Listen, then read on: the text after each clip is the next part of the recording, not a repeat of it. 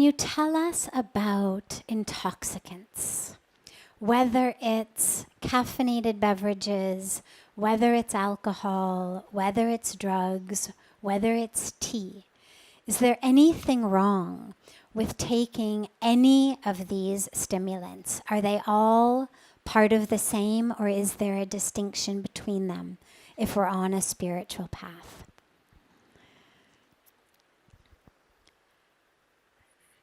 So, the point of a spiritual path is to wake up. But not just wake up the blood vessels. Wake up inside the self. Wake up to the truth of who you are. And so every minute and every moment that we spend not here, not in the present moment, not in the truth of who we are, but running away, is a moment that we've lost.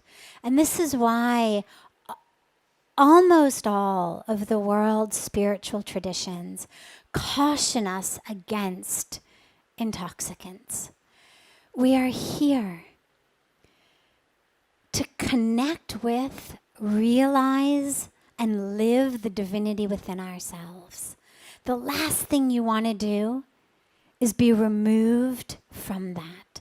And so any chemical that I need in order to be okay, whether it's neend lane ke liye, whether it's subah utne ke liye, whether it's depression ko dur karne ke liye, whatever it may be for, sleeping, waking, my mood, we always have to keep coming back to the truth, to the self. And so this is why all of the alcohol, the drugs are things that we know are just escapes. And every minute that we spend not connected with the truth, but needing to numb ourselves, needing to use something to make my life manageable, because that's what it becomes. It becomes, without this, I can't sleep. Without this, I can't relax. Without that, I can't feel happy.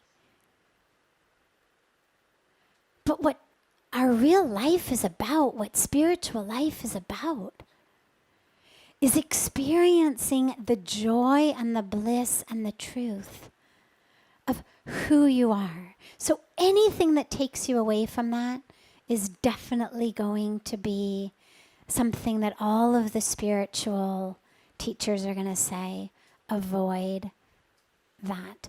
If you can't sleep, ask yourself, what is that stress? What is that tension in your life? What is that attachment? What are those expectations that keep running in your mind that keep you from sleeping? What is it that you're so attached to in your relationships, in your job, in your life, that it steals your sleep? And this is the path of introspection. And then in terms of things like tea and coffee, these are not things that change our consciousness. There's no deep spiritual reason or even medical reason on a scientific level or a spiritual level that I would say don't drink tea or coffee.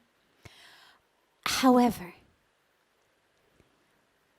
on a spiritual path, one of the things we talk about very, very frequently in here is the awareness that you are not a slave to the body, that you're not a slave to the senses. Whether we fast, whether we abstain, whether we stay awake temporarily, it's to teach us, I'm not a slave. Yes, my stomach is grumbling. Yes, my throat is saying this. Yes, the body wants sleep. But nonetheless, I'm on a fast, or I'm staying awake all night meditating, or I'm abstaining, to teach us how to live with discipline, to teach us how to be not the slave of the body, but the master of the body. So the body becomes a tool, not the one calling the shots.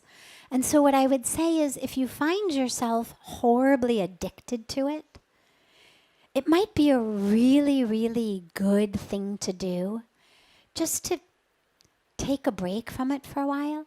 Not because it's bad for you, again, either spiritually or scientifically, but simply because there shouldn't be anything in your mind that you feel like, without this artificial substance, I cannot function. Simply to teach yourself, body is clamoring for a cup of tea or coffee, but I'm not drinking it.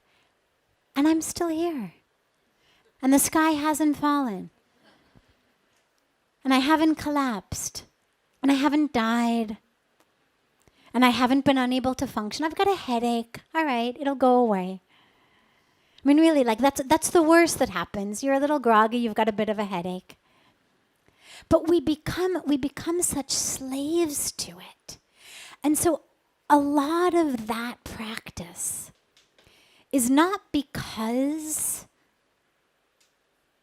the item is actually bad, but simply because thinking that we need it is an obstacle on our path. Feeling like I cannot be awake, I cannot be peaceful, I cannot be happy until and unless I smoke that or drink this or inhale that or inject this.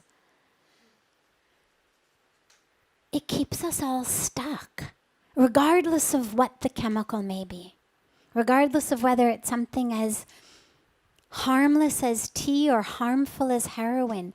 Either way, the message it gives to us is you are stuck. And simply in the name of freedom, if you feel that you're stuck with anything, it's always a great practice to just give it up for a while. Even if you're going to go back to it. I mean, not the heroin, of course, but the tea. You may go back to drinking tea, fine. If it doesn't upset your stomach, no problem. But at least do it with the freedom of choice. Because that's the highest aspect of the spiritual path, is freedom. And whether it's freedom from my addiction to a chemical, freedom from my addiction to making people around me do what I want, freedom from my expectations, freedom from my desires, freedom from my fears, freedom from my identity, freedom from my history. That's what all the practices that we do are about, is to get us unstuck from all of that, so that we can actually live in the true freedom of the boundless divinity that we are. And whatever you need to do to get there, it's a great practice.